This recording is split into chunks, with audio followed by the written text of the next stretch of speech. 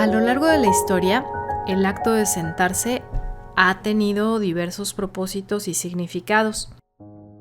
Desde la existencia del Homo erectus, quien erigió su postura al modificar la dirección de su columna vertebral a una posición vertical, surgió de manera colateral la necesidad de sentarse.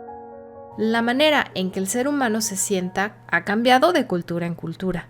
Los japoneses se sientan en cuclillas, los hindús de piernas cruzadas en lo que se conoce como una postura de cazuelita.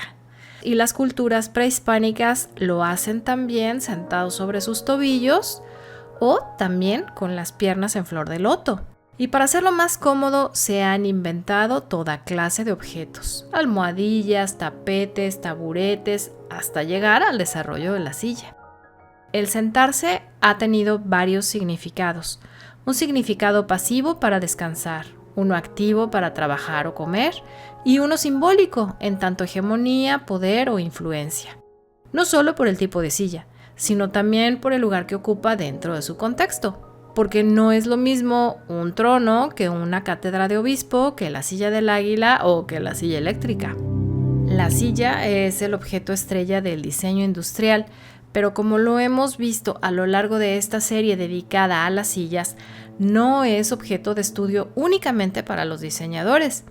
Hoy significa mucho más, también para los arquitectos, ingenieros, donde cada uno resume el leitmotiv de su propia obra y de su propio pensamiento en sillas de gran renombre. La silla ha servido para comprobar teorías estéticas o estructurales. Son más que un solo objeto, un mueble o un enser doméstico. La silla es un mensaje, una idea. Una buena silla tiene la capacidad de jugar de manera excelente con complejos sistemas de símbolos y casi nunca deja detalles al azar. Poseen una extraordinaria fuerza de atracción que nos llama a sentarnos. ¿A poco no te pasa eso en las mueblerías o yo soy la única extraña que siempre se prueba varias sillas? Las sillas también son una entidad dentro de la cultura popular, como los refranes que nos dicen que aquel que se fue a la villa perdió su silla, o el otro que dice, a quien tiene un caballo se le ofrece una silla. Sí, ya sé que de esas sillas no estamos hablando, pero también son sillas. Aunque las sillas parecen un objeto cotidiano y simple, varios filósofos desde diferentes épocas y corrientes las han tomado como un punto de partida para reflexionar sobre la existencia, el arte, la percepción, el cuerpo y la funcionalidad. Hagamos un pequeño recorrido. Para Heidegger, los objetos como una silla no deben de pensarse solo como cosas útiles, sino como algo que revela una forma de ser en el mundo. Una silla muestra una relación entre el ser humano y su entorno, el cuerpo, el descanso y el habitar. La silla es un ejemplo de cómo el ser se desoculta en lo cotidiano. Merleau-Ponty reflexiona sobre cómo percibimos los objetos con el cuerpo. Una silla no es solo algo que vemos, sentimos, la anticipamos al acercarnos. Sabemos cómo usarla sin pensar. La silla revela cómo el cuerpo es el centro de nuestra propia experiencia del mundo.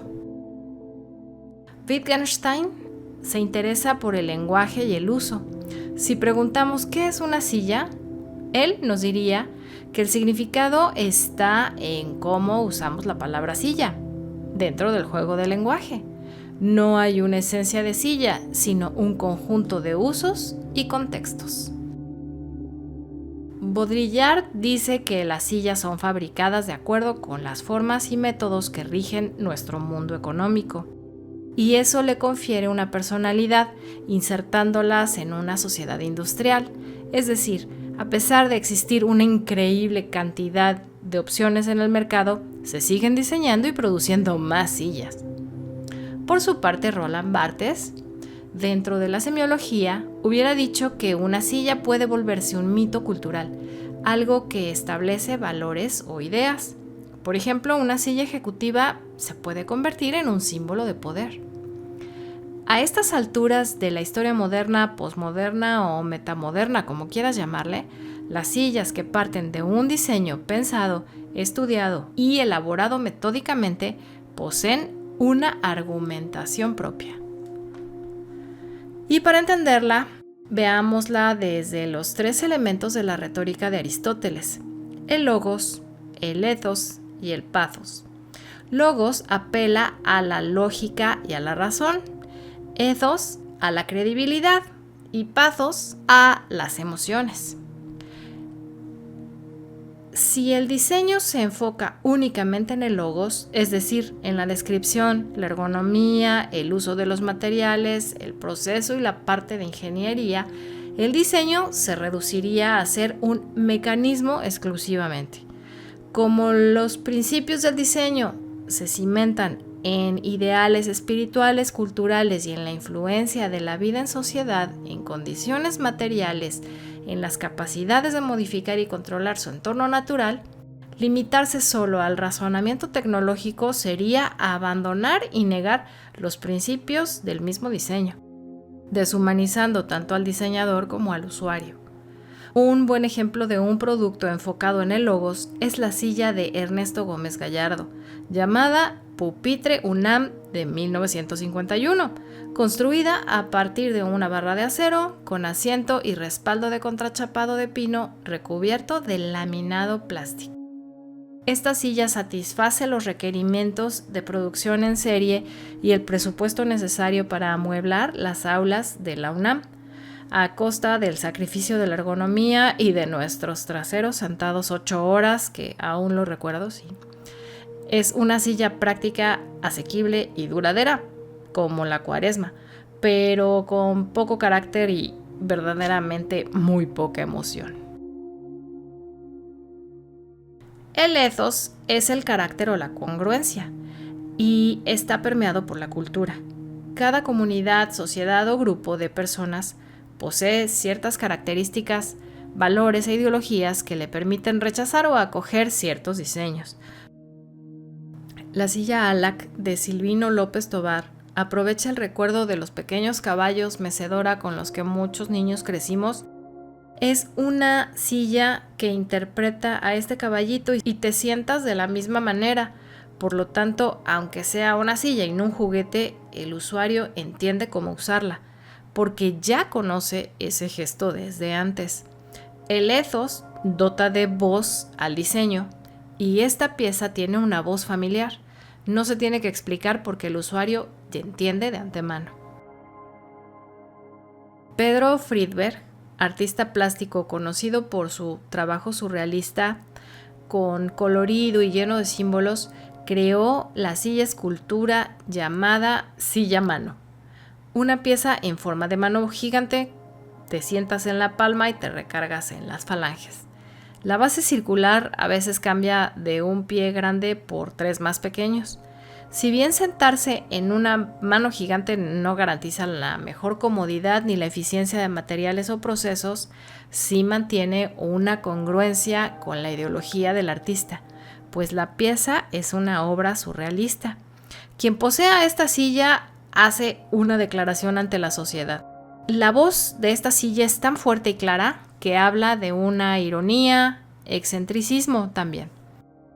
La silla mano no es una pieza que se coloca en un lugar privado. Al contrario, demanda atención. Su voz es tan fuerte que exige ser exhibida para ser parte de cualquier conversación.